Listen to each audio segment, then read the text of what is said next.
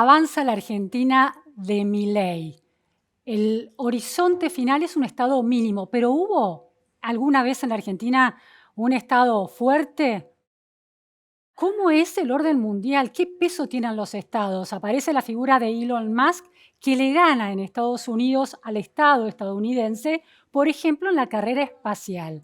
¿Cómo pensar la Argentina de Milei y el nuevo orden global que está en proceso de desorden a partir de esa categoría de Estado que empieza a quedar más debilitada para entender las lógicas geopolíticas actuales? De eso vamos a hablar hoy con un especialista en formación de los Estados nacionales. Me refiero a Sebastián Mazuca. Muchísimas gracias, Sebastián, por darnos esta entrevista en La Repregunta. Encantado.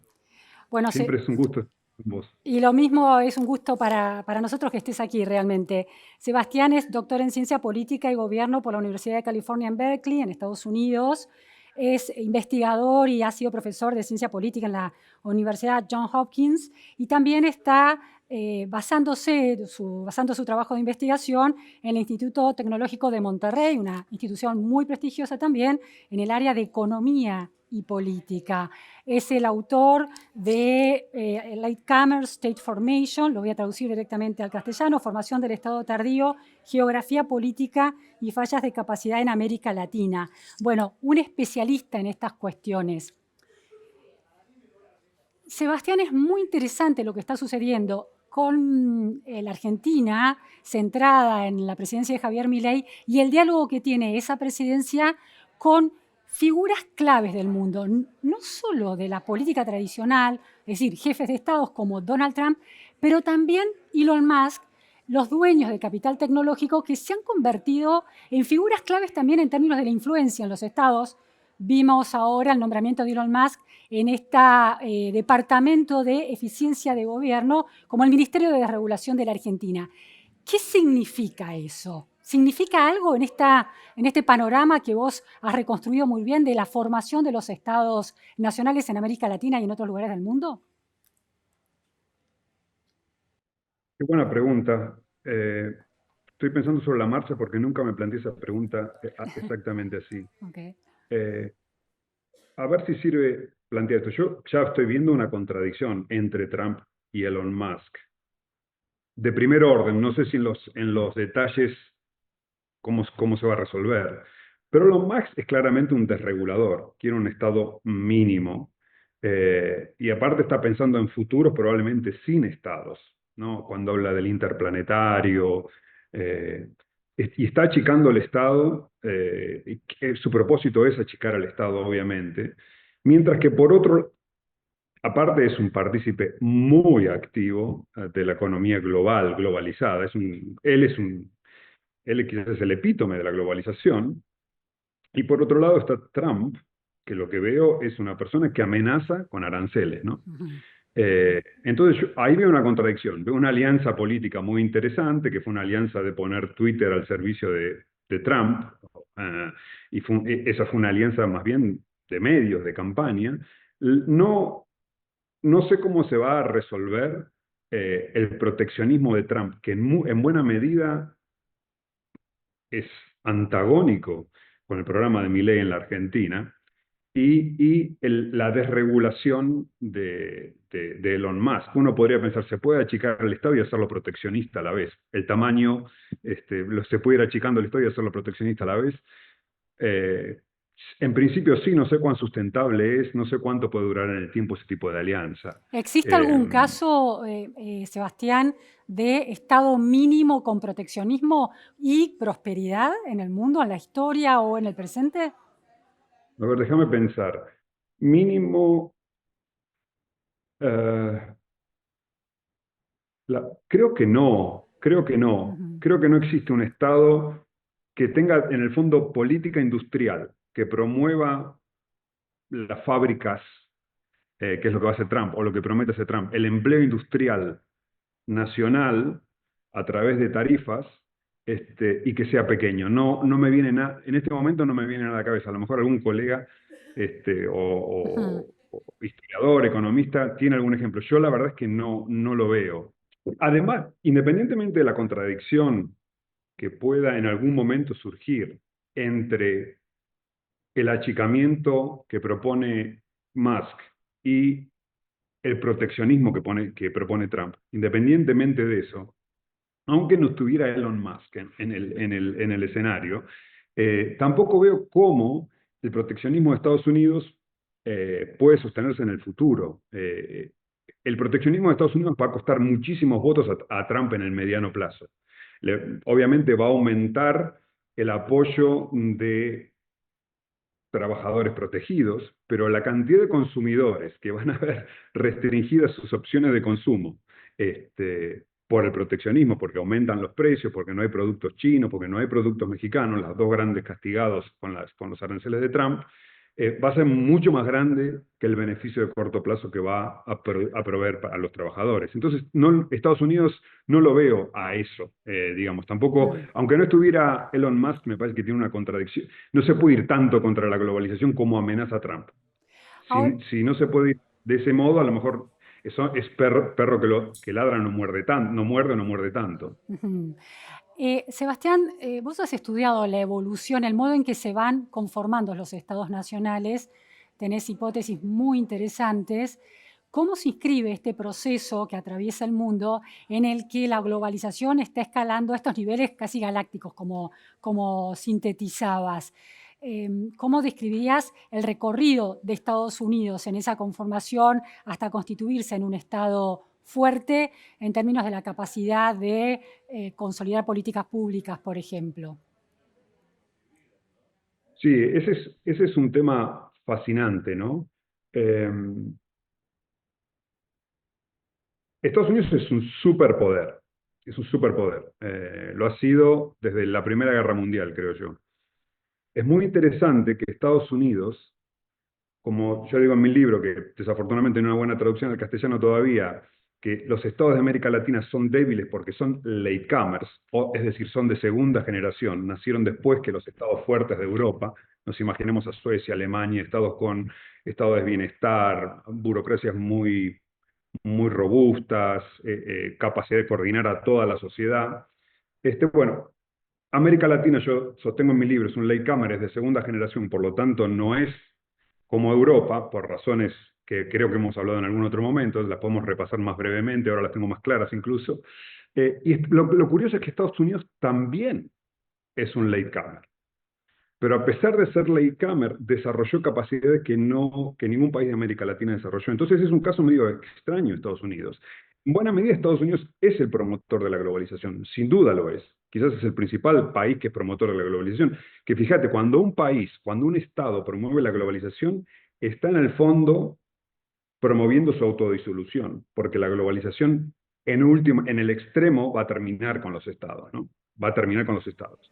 Entonces, Estás diciendo cosas muy interesantes. ¿Por qué la globalización en un extremo, en su desarrollo último, va a terminar con los estados? Elon Musk y esta idea de un superempresario ultrapoderoso, global e intergaláctico haciéndose cargo, por ejemplo, de la conquista del espacio, ¿es un ejemplo de ese desarrollo eventual que puede tener la globalización? No es la conquista de un nuevo territorio indómito, como puede ser el espacio, por parte de una empresa estatal, como fue la conquista de América por parte de la corona española, sino particulares con poderosos capitales asumiendo los roles del Estado. ¿Ese sería el ejemplo o la comparación posible o los opuestos posibles? Creo que es un ejemplo, quizás es un ejemplo un poco exótico, no tan sistemático, y también es una futurología que me da un poco de vértigo, pensar que empresas privadas, como en el fondo fueron la East Indian Company, digamos, Claro. los primeros grandes colonizadores, una empresa privada va a terminar haciendo vida interplanetaria. Podría ser. Estados Unidos también, las colonias originales también hay mucha iniciativa privada originalmente. El Mayflower, ¿no? El Esto barco me cuesta pensarlo. llegando. Lo que me Claro. parece más obvio es que una vez que hay mercados transnacionales que se cruzan fronteras y esas fronteras, digamos, esos incentivos son como invisibles a la Adam Smith, ¿no? El incentivo simplemente de ganar más plata, o de consumir mejor, o de vivir más tiempo. Todos esos incentivos que son muy micro, la globalización los hace mundiales, sin hablar de extraplanetarios, pero los hace mundiales, y ahí se terminan los bordes. Marx, digamos, no sé, creo que me lo acuerdo de memoria, pero en el Manifiesto Comunista, que quizás es uno de los mejores, dice: la baja de precios demuele todas las murallas de China. La baja de precios, o sea, la baja de precios, él decía, los precios bajos, creo que dice. Los Sí, precios bajos demuelen las murallas de China. Habla de globalización. claro. China es el Estado. Es un Estado, las murallas son las fronteras geográficas de un Estado, pero dice, es la artillería, no, los precios bajos son la artillería pesada. O sea, es una fuerza muy irresistible, y en el fondo yo creo que, yendo a lo básico, tratando de ir a algo más tangible, menos de ciencia ficción o menos futurológico que lo interplanetario de Elon Musk, eh, llegamos a un punto de que realmente hay que tomárselo muy en serio, mucho más serio que en los 90, o mucho más serio que en la época posterior a la Segunda Guerra Mundial, donde eh, la desaparición de bordes para la economía, por más que estemos en un momento medio oscuro, un paso para atrás, Sí. la desaparición de bordes para la economía me parece muy fuerte. Y reimponerlos, como quiere Trump, o reimponerlos como cualquier intento proteccionista, Ujú. tiene tantos costos políticos que me parece que es inviable en casi, te diría, no te diría en el largo plazo de 20 años, pero en el largo plazo de una reelección. En ese sentido lo veo más fuerte que nunca. Fíjate esto. Mira la Guerra Fría. La Guerra Fría eran dos bloques políticos, militares esencialmente, enfrentados uno con otro, Unión Soviética, Estados Unidos, pero que estaban desconectados, eran autárquicos económicamente. Claro. Ahora, ¿cómo se hace para disengage, para desacoplarse China de Estados Unidos? Es realmente que hacer una cirugía. Cuando Trump habla de que hay que subir las tarifas, está demasiado globalizado para subir las tarifas. Incluso las fábricas de Estados Unidos, cualquier fábrica de Estados Unidos que Trump se imagina va a reactivar el empleo porque va a producir más autos en Estados Unidos, bueno, todo eso la mayoría son partes chinas. O sea, la parte china, maquinaria china. O sea, yo no me lo puedo imaginar. Eso, o sea, esta es una guerra fría, la emergente bipolaridad entre China y Estados Unidos. No puede ser en ningún sentido reproducir la bipolaridad de la Guerra Fría, porque están demasiado acoplados, China y Estados Unidos. Fue una decisión de Estados Unidos, obviamente, de globalizar hace, no sé, medio siglo. Sí, Ahora, perdón. Sebastián, vos estás planteando este escenario de un mundo extremadamente tramado, ¿no? Donde mover una pieza implica generar efectos y casi la pieza se vuelve difícil de mover precisamente. Em, Ahora, una cosa es llegar como superpoder, como describís a Estados Unidos, a esa realidad, y otra cosa es llegar en las condiciones en que llega el Estado argentino, el Estado-nación argentina. Entonces, ahí tengo dos preguntas. La primera en relación a Estados Unidos. ¿Cómo hizo ese Estados Unidos, que fue un Estado tardío como lo es Argentina y América Latina, para convertirse en un superpoder? Y si esa condición de superpoder le da un beneficio a pesar de que ahora los estados no tengan tanto peso.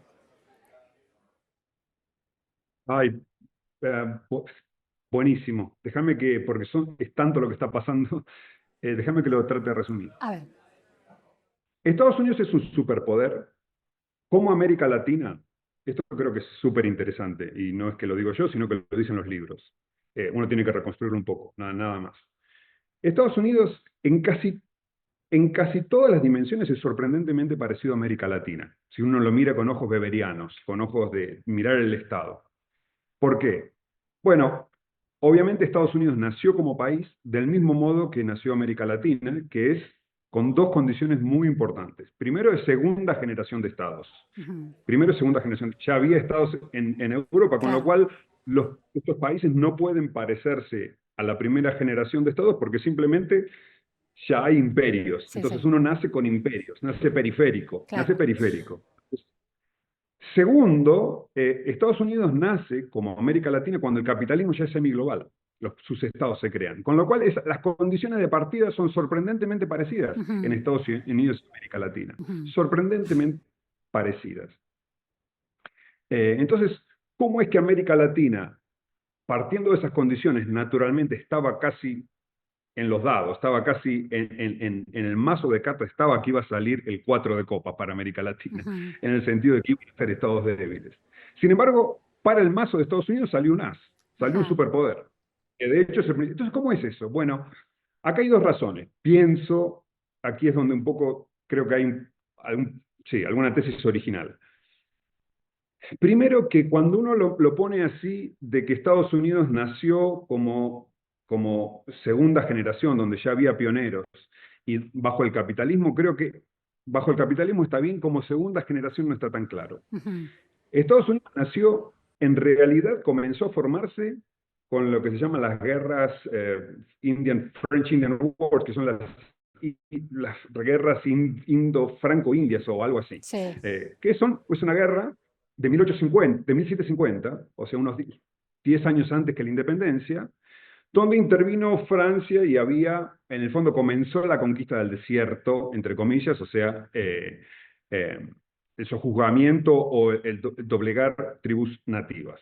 Comenzó esa guerra, estaban aliados Francia y algunas tribus nativas en Estados Unidos contra Inglaterra. Ahí forma su primer ejército. Ujú. Quiere decir que lo forma 100 años antes que los ejércitos de América Latina. O sea, comienza su historia de independencia 100 años antes. Y aparte es mucho más exitoso porque América Latina comienza su independencia en 1810, o con la invasión francesa, como lo quieras ver, y napoleónica, y realmente es un caos hasta 50 años más tarde. Es En, decir en Estados que, Unidos no pasa. Sebastián, lo que vos estás planteando tiene que ver con esa tesis muy interesante tuya de que en realidad los estados fuertes nacen de guerras muy sistemáticas y no tanto de las capacidades del comercio. Pero mirá, ahí está, mirá exactamente. El comercio es un incentivo, digamos, es un incentivo soft para formar estados porque forma estados débiles. La Ujú. guerra forma estados fuertes, el comercio. Las Ujú. dos forman estados, pero en América Latina no hay guerras y hay mucho comercio. Claro. Punto. Entonces, está doble, no hay amenazas externas y hay mucho comercio. Entonces está doblemente determinada la debilidad. En Estados Unidos hay mucho comercio, pero fíjate esto, qué apasionante. Y esto recién empieza. Estados Unidos nace en el corazón de la Guerra Fría entre Francia e Inglaterra, por dominio mundial, cuando Inglaterra todavía no era primera potencia. O sea, América Latina nace con la Pax Británica, donde ya Inglaterra había establecido su superioridad. Estados Unidos nace en el medio de la guerra entre Francia y Estados Unidos por el predominio mundial. Que el principal escenario, como podría decir Medio Oriente ahora es un lugar de guerra fría, el principal escenario era América del Norte. O sea, había dos superpoderes, no uno solo, que se estaban disputando. Y Estados Unidos está en el medio. Otra cosa que le pasa a Estados Unidos. América Latina, especialmente, sí, toda América Latina, pero la América española, se desprenden de un imperio que está en Claro. declinación irreversible. O sea, le dio un cachetazo a Napoleón y no se recuperó más. Estados Unidos, al contrario, se independiza de un poder emergente, de un superpoder. Con lo cual, si querés ganar independencia de Inglaterra, tenés que armar un super ejército, que es lo que Claro. le pasó, digamos, hay dos super ejércitos en América Latina, el de San Martín, pero los dos se terminan desarmando. Hay un Ujú. montón de razones. El de Washington nunca se desarma. O Ajá. sea, no hay no hay militares desmovilizados de Washington que se pelean entre sí. Entonces, arma un super ejército que nunca se desmoviliza. Entonces, la geopolítica del nacimiento de Estados Unidos es mucho más interesante, mucho más compleja de lo que yo creía. No es entra en un contexto geopolítico de alto voltaje que América Latina no tiene. Claro, tiene, de Eso en alguna cuanto manera a está lo externo. demandado También hay cosas por la complejidad y el poder de esos imperios enfrentados, está demandado a ser muy, uy, se me cayeron los anteojos, muy fuerte y muy organizado.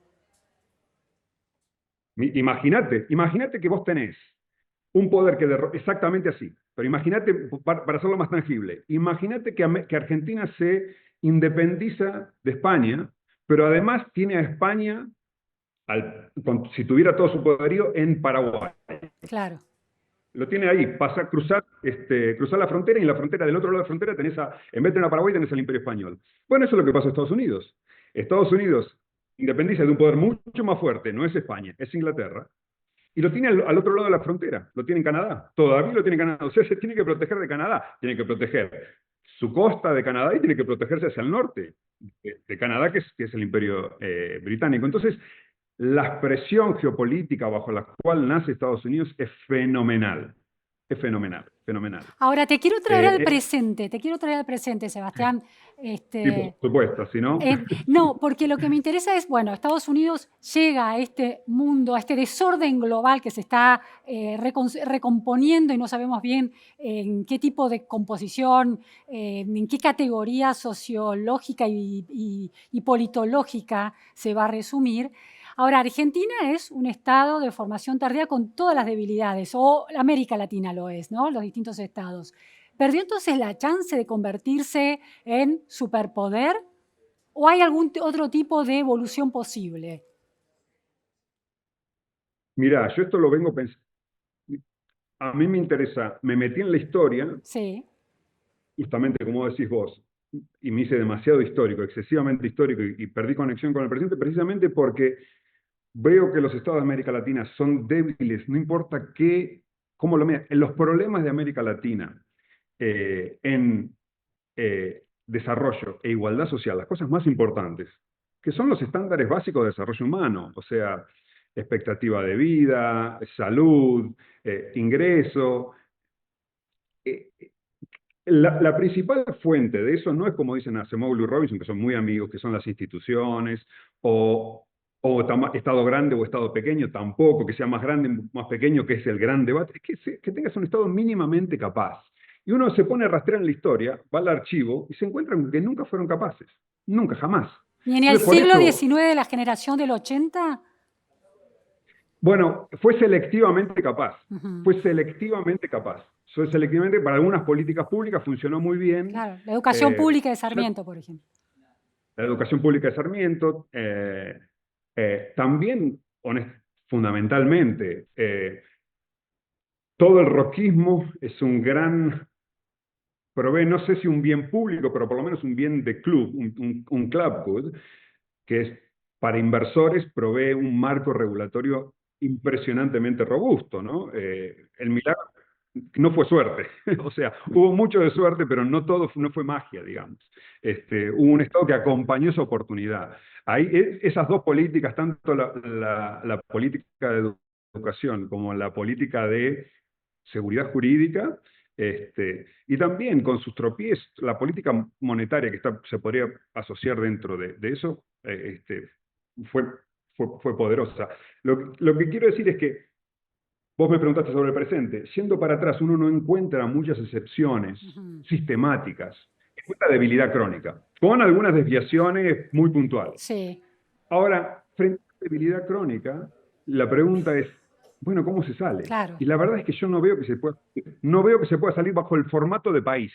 Formato país, los países de América Latina no pueden salir de la pobreza con formato país. Tienen que pensar en ser otra cosa, porque no hay muchas razones para pensar que los estados de América Latina nunca van a ser fuertes. Pero Que si entonces, quieren tener.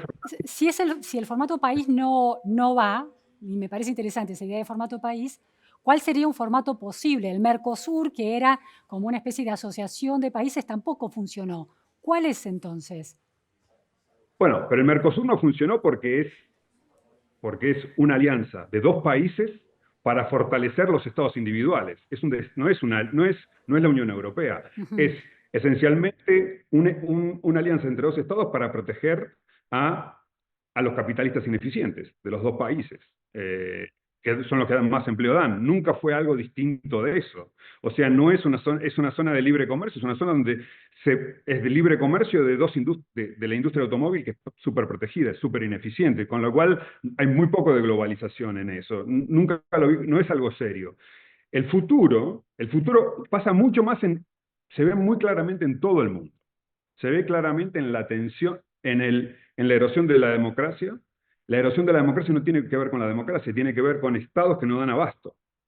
Entonces, hay políticos que, porque los estados no dan abasto frente a nuevas realidades, incluida la globalización, terminan afectando al régimen, cambian el régimen en vez de cambiar el Estado, porque es muy complicado. Eso lo ves en todo el mundo. En América Latina, que nunca tuvo un Estado fuerte, las islas de prosperidad pasan, es notable, te juro que es notable. La isla de prosperidad pasa por estados pequeños.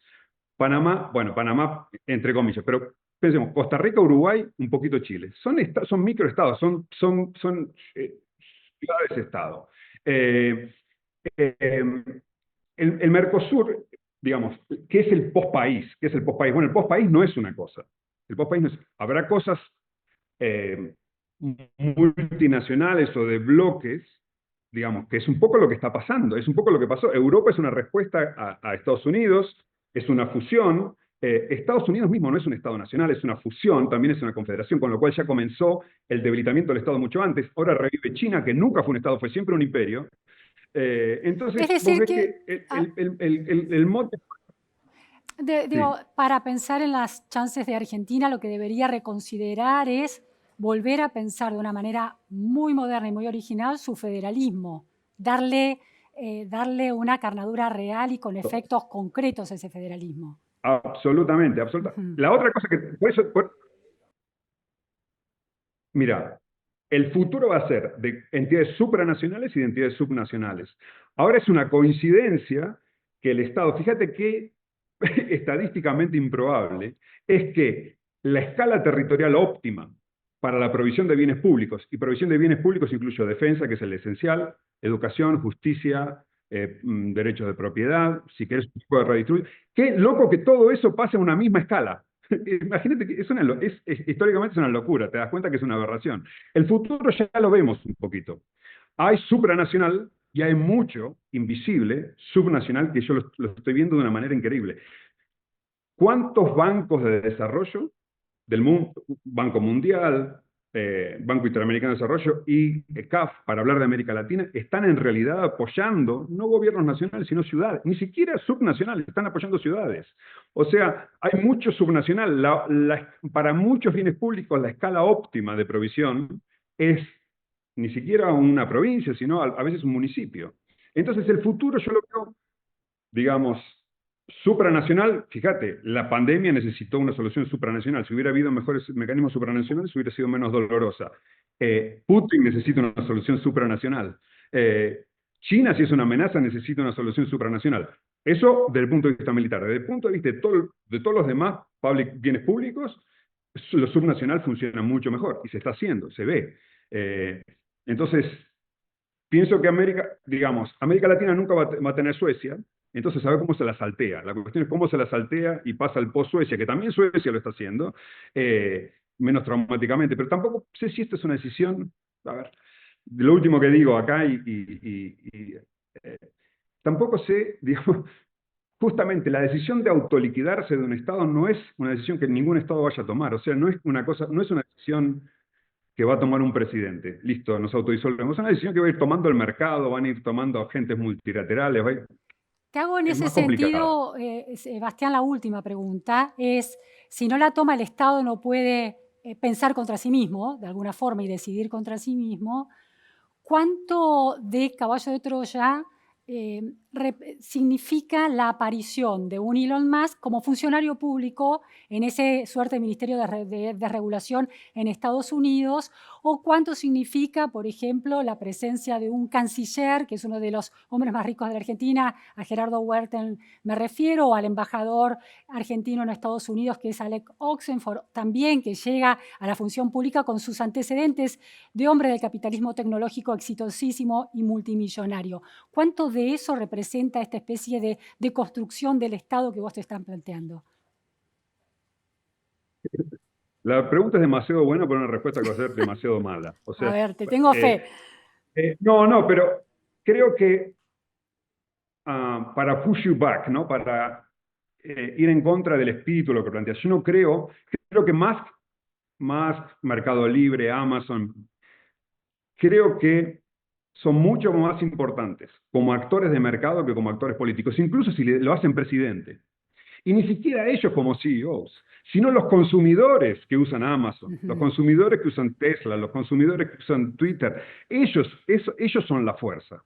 Ellos son la fuerza que escapa al poder de ellos como CEOs o de ellos como como miembros de un gobierno, en este caso de Elon Musk, o los empresarios que en este caso que están ayudando a Milei, colaborando con Milei en función pública. Es mucho más importante su función privada, y ni siquiera ellos mismos, es el mercado que abren para los consumidores.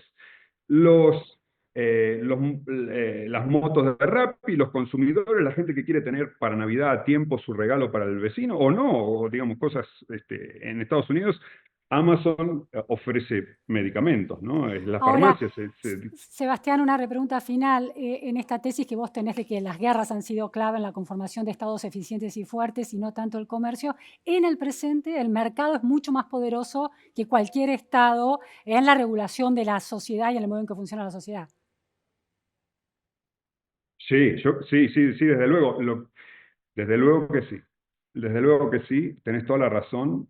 Creo, y si no lo es ya, lo va a ser muy pronto. Lo que creo que hay una dimensión de la existencia humana, que es vida o muerte. Y frente a la vida o muerte, más que los medios de producción o de comercio, están los medios de destrucción. Y, digamos, eso es como desde Tucídides, ¿no? Desde, qué sé yo, desde que éramos prehumanos, digamos. La violencia juega un rol muy importante. No conocemos organización que haya manejado la violencia tan bien como el Estado. No conocemos maneras de proveer defensa que no sea en organizaciones que monopolizan la violencia, en el fondo. No hay otra, no conocemos otra más eficiente que esa. Entonces, ahí está la resistencia. Es ahí el nacionalismo, ¿no? El nacionalismo que sí que eso va a ser una cosa pasajera. Como, no sé, estas guerras, digo, como Europa no puede enfrentar separada a Putin, y igual hay que ver los intereses de Putin, pero quizás hay alguna guerra que fuerce al Estado a autodisolverse en una OTAN seria, en una OTAN 2.0, que haya una confederación que no sea solo una confederación, perdón, no sea solo una confederación Militar. comercial, sino Comercial. que sea una fusión militar, que todavía no la conocimos. La única que conocimos, fíjate, eso es Estados Unidos, Claro. bajo la amenaza de Inglaterra. Estados Unidos no se llamó a sí mismo Congreso Americano, perdón, el ejército de, ni su Congreso fue americano, ni el Congreso fue, perdón, ni donde se reunían para declarar la independencia se llamó a sí mismo Estados Unidos o americano, ni el ejército de Washington se llamó ejército americano, se llamó continental. O sea, tenían claro que se estaban fusionando. Ahí emerge ya una nueva figura. Quizás por eso también Estados Unidos es un superpoder, porque vio prematuramente que el futuro estaba en la fusión militar. La vio, Comercial, como ¿no? se dice hoy, la vio, Sí, Sebastián. la vio. Bueno, Sebastián, muy interesante como siempre hablar con vos con esa perspectiva histórica, geopolítica, económica y también política. Así que te agradecemos mucho para pensar el presente y el futuro. Un todólogo, qué vergüenza. No, para nada, todo. Muchísimas gracias, Sebastián. Gracias a vos, Luciana. Y muchas gracias a todos por estar en la repregunta.